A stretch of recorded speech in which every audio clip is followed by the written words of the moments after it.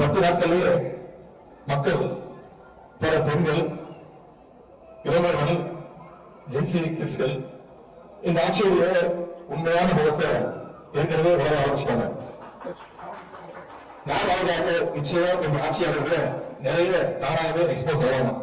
போக போக இன்னும் பலருக்கு பல உண்மைகள் தெரிய வரும். முத்தகைய கலைஞர்கள் சொன்ன உதாரணத்தை இங்க நான் குறிப்பிட விரும்புறேன்.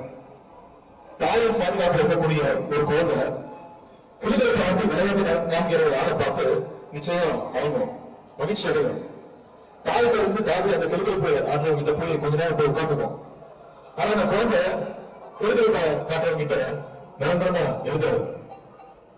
கொஞ்ச நேரத்துக்கு பிறகு அதுக்கு உண்மையான பாசமா என்னன்னு தெரியும். தாயோட முகத்தை நிச்சயம் திரும்பி பார்க்கும். தாய் கிட்டதான் மீண்டும் திரும்பி வரும். அது மாதிரி இந்த கவர்ச்சி வாழாஜாலத்தை காட்டி மக்களை சிலர் ஈர்த்திருக்கிறாங்க. இந்த கவர்ச்சி மக்களுடைய கஷ்டத்தை போக்காது, அடிப்படை பணிகளை நிறைவேற்றாது, எந்த பிரச்சனைக்கும் ஒரு தீர்வு காணாது.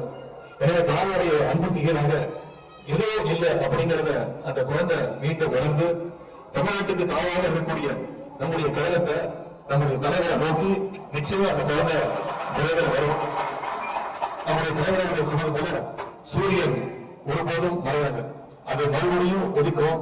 அதன் ஒருதலை தமிழ்நாடு மீண்டும் செழிக்கும் என்று சொல்லி